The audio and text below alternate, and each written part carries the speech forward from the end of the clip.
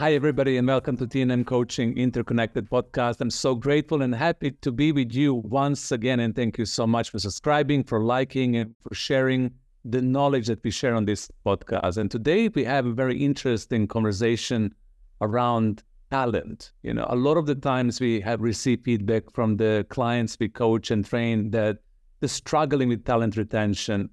They're trying to create the ways to acknowledge, to celebrate their employees' contributions. And they're also trying to reward and stimulate and motivate talents in the best possible way going forward. So today's topic is going to be all about talent and us sharing a few bits and pieces that we believe are really good hacks in working with your talents, making sure that your talents are shining brightly and that the organization is happy and it can retain its talents inside out. And today in this conversation, we have Kahn. He is a communication leadership coach and consultant working in leadership, presentation skills, impact or emotional intelligence.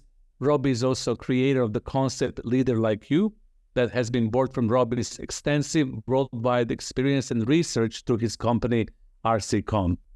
Robbie has multiplicities of skills and competencies. You're going to see this once when we start talking, but it ranges from management consulting to corporate and executive communication and coaching, investors relationship, media relations, and marketing. He is multi-talented, inspiring speaker and trainer, and amazing coach as well. So, Robbie, welcome. Thank you, Zoran. It's great to be here, and it's great to see you. And thank you for having me back again on the pod. Yeah. So, talents. Everybody's struggling a little bit. Everybody's talking about it. And now more and more, I'm listening to our clients and they're all wanting to engage in this conversation, how to retain, how to inspire, how to motivate, how to reward talents. So it's an interesting topic, right? It is. And it's funny how the war for talent didn't go away. When I first met you in 2000, McKinsey put out a report called The War for Talent. And people thought, oh, this is like a 3 to 5 year thing. So retaining talent is huge and attracting talent is even bigger. A lot of organizations tell me they have open positions because they can't find the right people. And then what they tell me is the people they do have, it's hard to keep them. So absolutely relevant, especially as you come up to year end. Yeah, and when it comes to keeping the talents, let's start with that because you are specialized in leadership development and the concept Leader Like You. So you're talking to a lot of leaders around the talent retention and being able to work with the talent. So where would you like to start? What do you think is the most relevant thing for the leaders to take into consideration when it comes to that? So when I have a group of leaders, and I could have 10 to 20 leaders a couple times a month in front of me, there's a couple questions I ask them. And it is very interesting because this provides what I call anecdotal evidence. The thing that comes up in the first half hour of a conversation is leaders say, I need to motivate my people. And then I say, okay, stop. Basic universal human truth. You can't motivate anybody. And they're a bit shocked because they've lived in a world where like, I need to be a motivational leader, manager. And they say, no. Because if you could motivate people, you'd go out to the open space where your people sit. You'd open the door and you say, hey, you guys, the marketing team next week, so motivate. You bring up your level of motivation, please. And so I asked the leaders, if somebody said that to you, what would happen? They said, well, not only would I not be motivated, I think my motivation will go down. So they're like, so if we can't motivate people, what can we do? And I said, well, there's inspirational leadership. You can inspire people when you know what motivates them. So they let that trickle down and they're like, interesting, never thought of that. So for the first entry point is you can't do any of this if you don't know how to inspire people. And then I'll pick a leader in the room and say, how big is your team? She'll say, well, I've got 8 direct reports and 2 indirect and 3 consultants and it's like 12 people. Like, okay. And how long have you been with them? Oh, a couple of years and a few are new. And I said, so, okay, 12 people. So you have 12 lists of what currently motivates those people. She goes, I thought you couldn't motivate people. It's like, no. You inspire them, though the only way you can do it is to know what motivates them. No, I don't really know. I think so. Like, I'll give you an example. well, I think she wants big projects and I think he wants to stretch here. It's like, no, you don't know.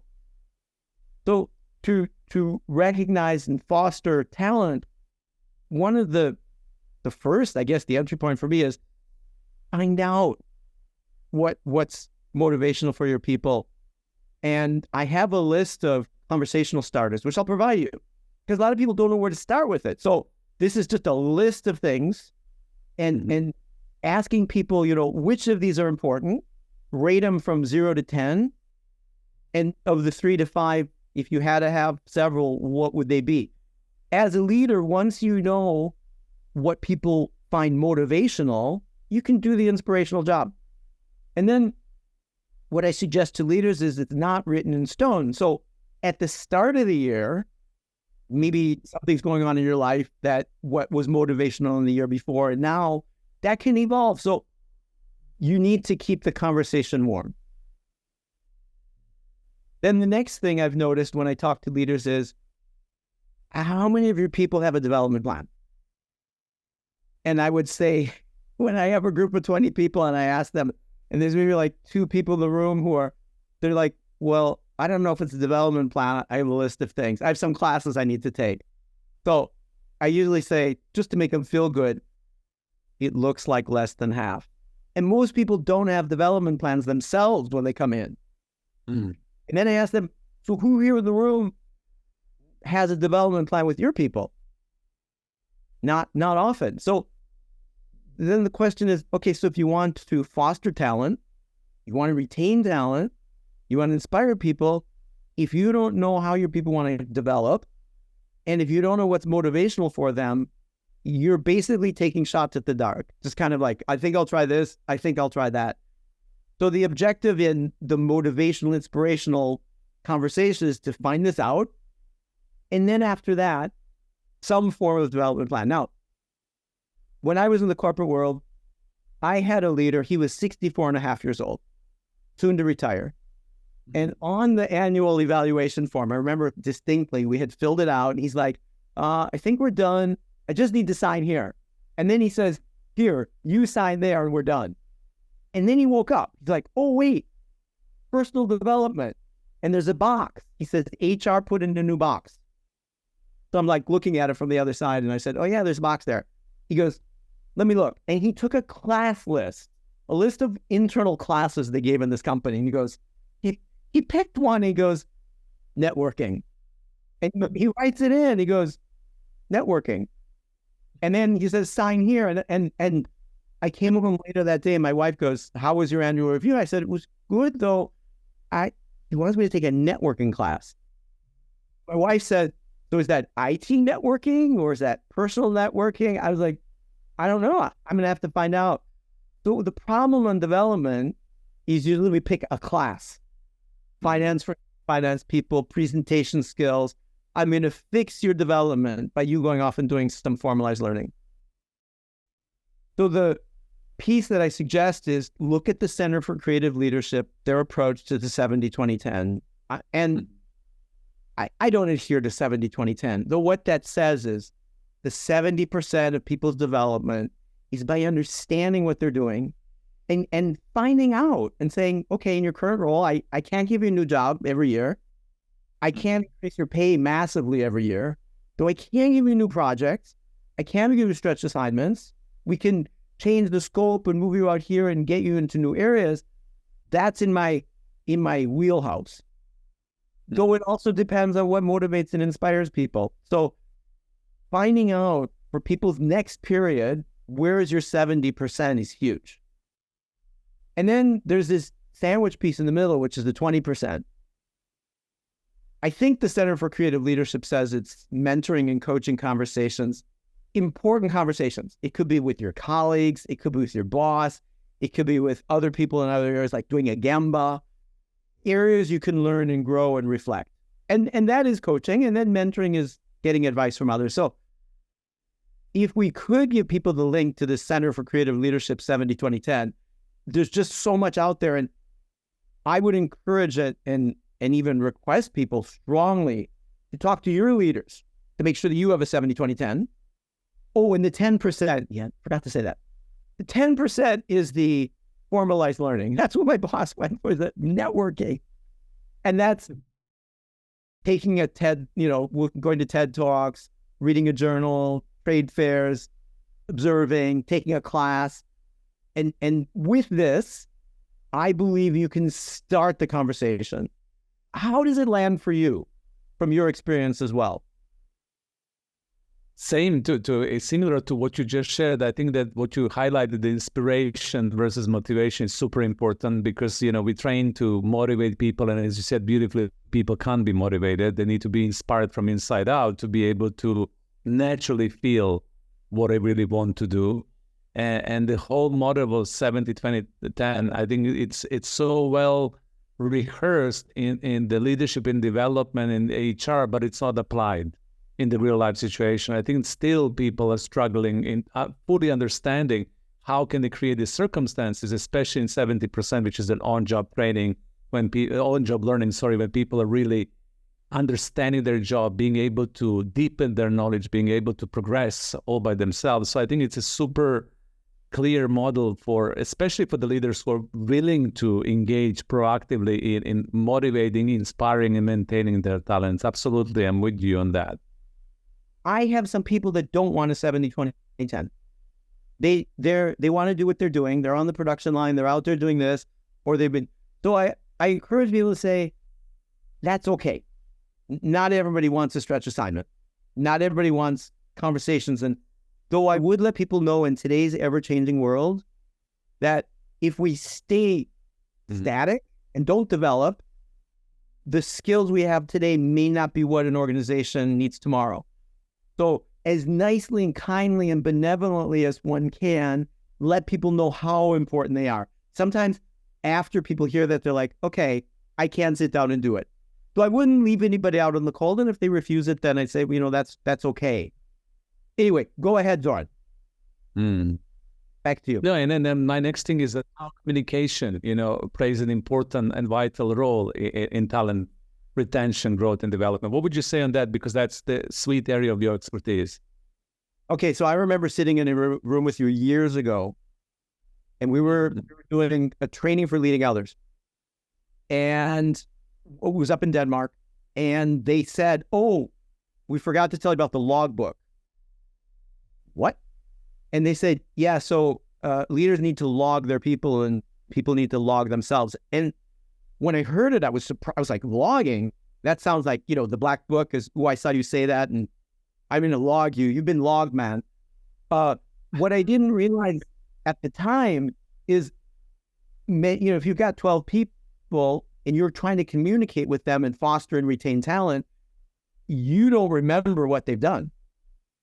And they barely remember what they've done. So to hold the conversation, and I've just started to like the logbook, is tell people to log what they're doing well, what they're learning, what worked well, what didn't, and throughout the year to do that. So it allows the conversation. I mean, we always log, we always remember stuff. How do we systematize it? So a piece that I've come to learn is get leaders to get their people to log themselves. It makes the development conversation a lot easier. Most people remember 2 weeks ago, and not even. I mean, ask somebody what they had for dinner. Yeah. They're like, I don't know. Systematize the conversation and get people to track on a system where we can refer back to it. And then you can hold the conversation. Yeah.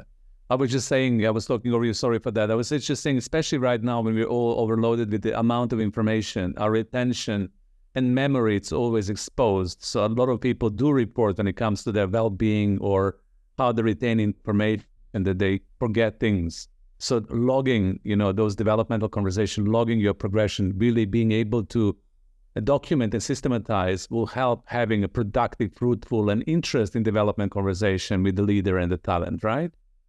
Absolutely. And I had an international organization. I came in for a coaching session with the woman, and she said, there goes my promotion. Like, what happened? Because my boss is being transferred to Beijing. Like, oh, okay. And how is that linked to promotion? Well, she said, I have a new leader and she has no idea what I'm doing. And she's the one who's going to calibrate me. And I have to have my development conversation with her and she doesn't understand my role. I said, well, share your logbook. Oh, she said, I never did that. It felt like too much work. I said, Sharon, she said, I'm going to go back and make it. And she went back 10 months. She said, it took me forever, though. She said, I remember a lot. And I gave it to my new leader. I held a conversation with my old leader using our communication skills that we practiced. And I could transition, and the new leader could represent me and start inspiring me. And I felt like we had a connection. So I just can't say how important the logbook is.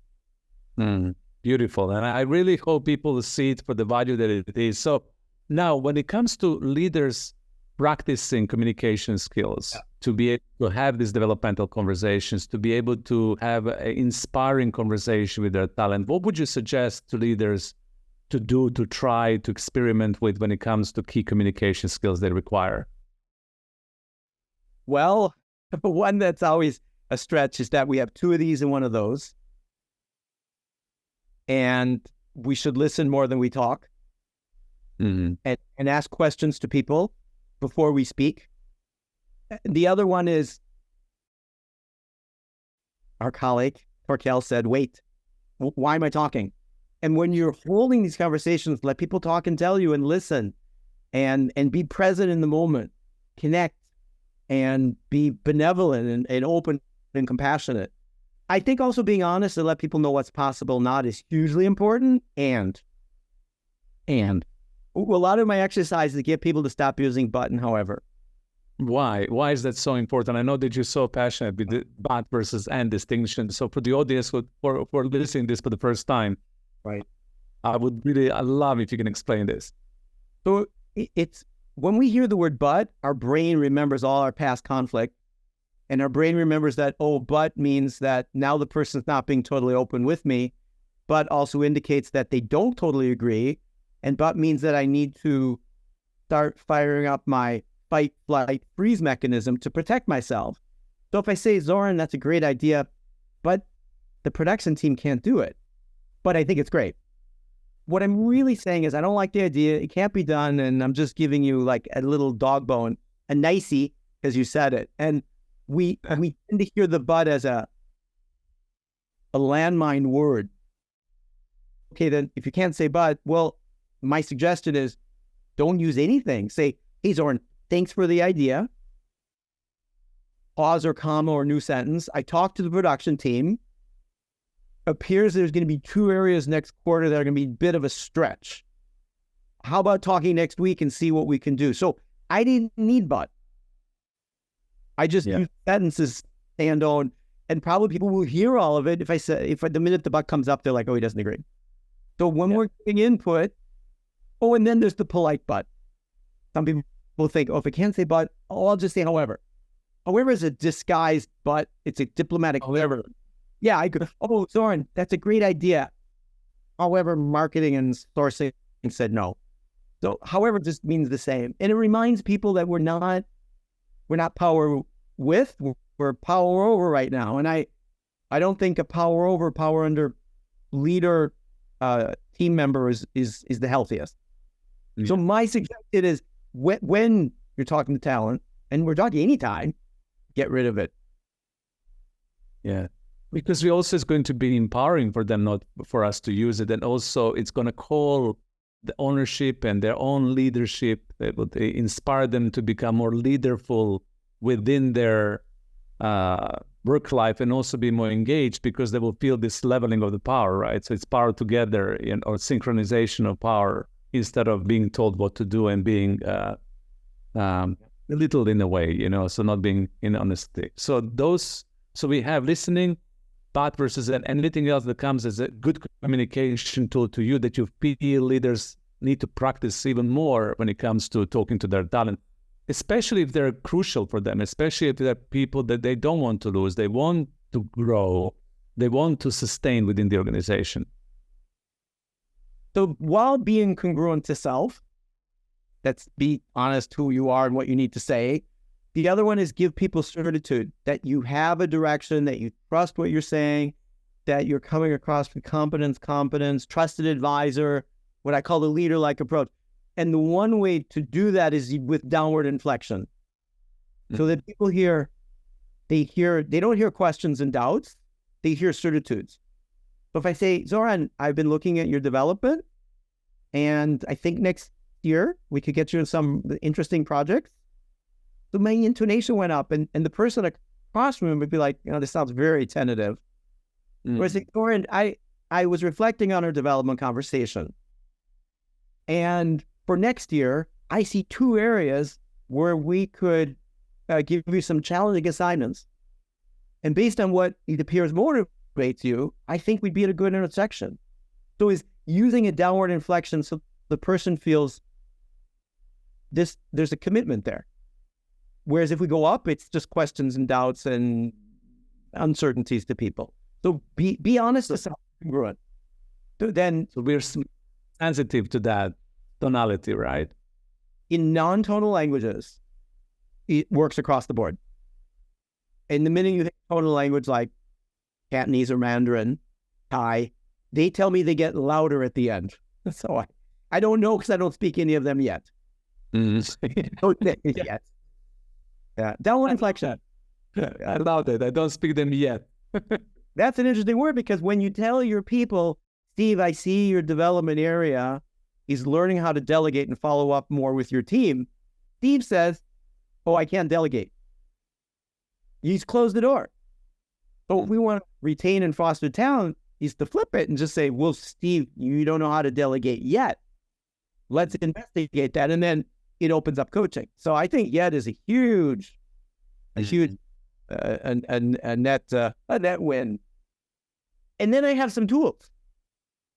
And if you'd like, I can take people through the process where good communication can take place. I would love to see that. I'm sure the audience would love to experience it. So I have a flip chart. So I'm going to put this up here. Oh, look at that. It's beautiful, creative. Nice and colorful. I know. The color's my thing. So this is imagining that there's a development conversational cycle taking place. So up in the upper right-hand corner is the logbook. Get people to log. And I would say that the leader logs about 15 to 20% of the time.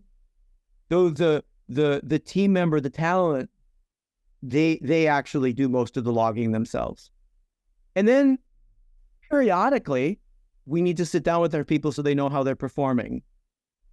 And I aspire to Marshall Goldsmith's model of feed forward. Are you familiar with that? And would people understand that? I think you should just, I am, but I think the audience needs to know what feed forward means. Feedback sometimes has shoulda, woulda, coulda. Mm-hmm. You should have told me that there are 12 of them coming, and you could have at least let me know they needed lunch. And it would have been better if we actually had a manual for them.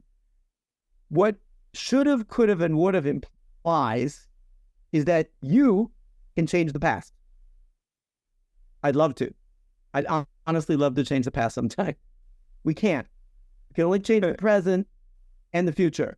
So Marshall Goldsmith says, let people know 2 things. I think I've added 3.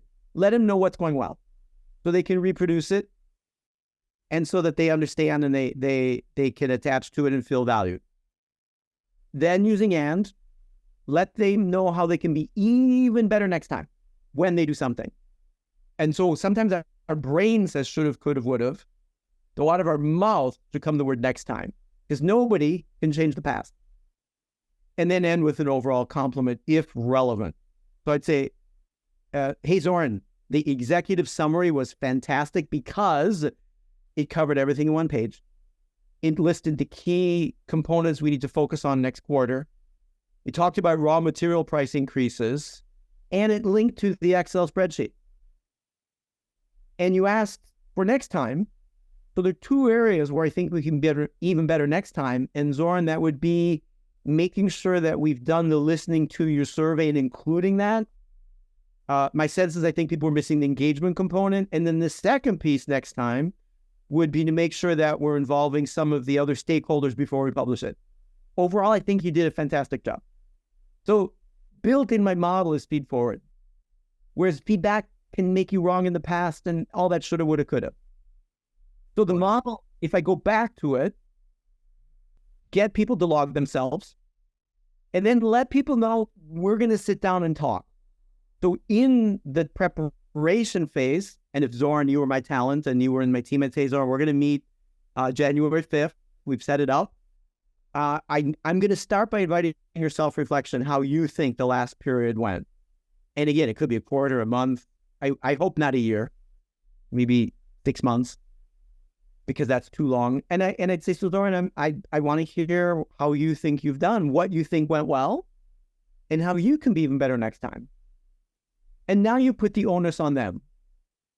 And I would also then do a logistical piece, get a nice place to sit, make sure it's not a hallway. And we've got logistics, we've got a calendar invitation, we have a room, we have significant time. And I say, that's what I'm going to do is after you give me your self-reflection, I want to help communicate back to you what I heard and then share what went well and even better next time when. So I let people know that you need to prepare this. You can send it to me if you want. You can bring it if you want. And if it's an open culture where this can take root, to help them, because very often we have a blind spot. We don't know what production thinks of me or what the raw material people or marketing, sales. I think it's okay. So as leader, I would say, Zoran, if it's okay for you, I'm also going to talk to some of the key leaders just to check in what it's been like to work with you and what they think's been working well and what could be even better. I had the following 3 in mind. Are there other 2 you'd like me to talk to? So it's a two-way conversation where you will have ownership. And if you tell me, no, Robert, I don't want you to talk to them. I think they'd be more representative. Fine. I won't do it behind your back. So in the upper third, we have the whole preparation phase. Any component of this you want to jump on and deepen?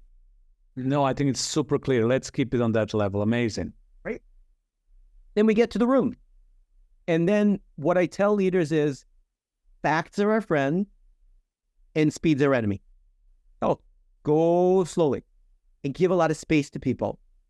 Because the minute I start talking fast and I tell you about what you've been doing, even if I tell you what you went well, their brain won't hear it. So go super slow when you're talking. And then when you get in the room, remind them that their first component is self-evaluation and listen. Guide them through it and say, so what do you think went well?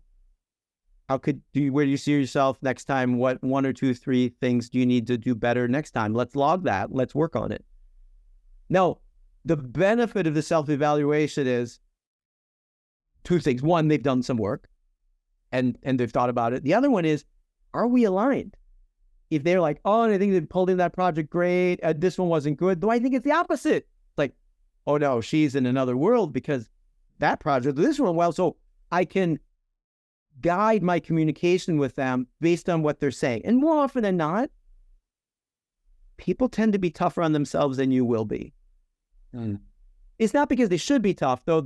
Sometimes like, yeah, and then your job is to foster their self-belief by giving them acknowledgement, recognition, and encouragement if they were too tough on themselves.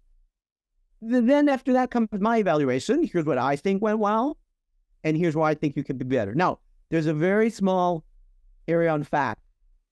Be factual with them. It's instead of saying, well, I kind of think that, or it's sort of just like, or basically you didn't.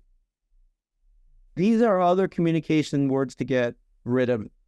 Kind of, sort of, just, basically, like, they don't belong in feedback because if I say basically Zoran, the year was good. What does that basically mean? Or, well, you need to more or less reach out to stakeholders. There's nothing in there tangible.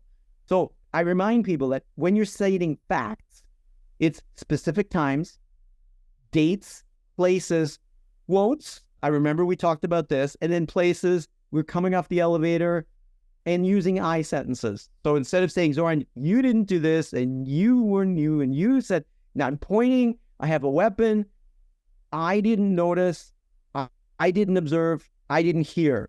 So leave it to you. Mm-hmm. And then when you're done, ask them, how does that land for you?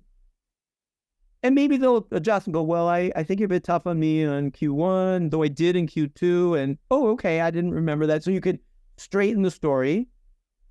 And then after that, create an action plan, 70-20-10 for the next period. And then SMART. Though my version of SMART is a little different to most people's version of SMART is, as a leader, I think you own three things. Let's do something specific. Let's do something measurable. Let's do something time-bound. As leader, that's my responsibility. As we set objectives, I want to know, are they attainable? So I pose that. I have to find out from you. So we need to talk about how attainable is this? No, last year prices only went up, sales went up 3% and you're asking for 10%.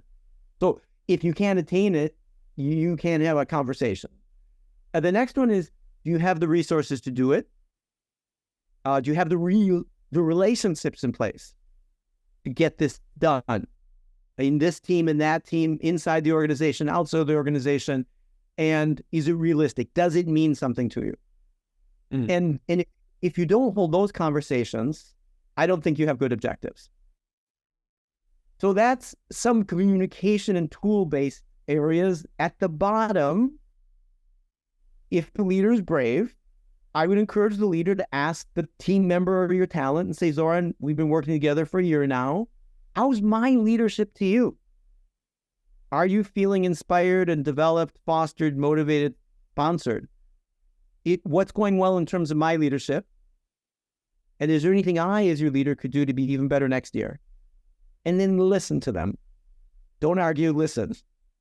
And I would repeat it back and say, okay, it appears that you need me to hold those one-on-one meetings and not cancel them. Yeah, I think a couple of them got canceled. So you also want me to step in and be more productive in front of the other team. Okay, I can do that. And you'd like less delegation and more follow-up. Okay, so let them tell you. What you're also doing there is letting them know it's okay to be vulnerable. There's no perfection. And everybody we're all equal on the mat. We're all learning and developing and growing, and we can all get better, and there's all things we do well. Now, occasionally some organizations rate their people. I believe that once you've got this, you can rate them. I wouldn't talk about rating before this. I would go through all of this and let them know that I need to think about it. Some organizations have a calibration cycle where you put everybody together and look to see if there's a 1 to 5 scale, who are the 1s, the 2s, the 3s, the 4s, the 5s. I will say this. If a leader does this, a leader can calibrate and defend their people a lot better, which leads to more development, more encouragement, more fostering, more retention, more inspirational and motivation. So it's a whole cycle that builds on itself.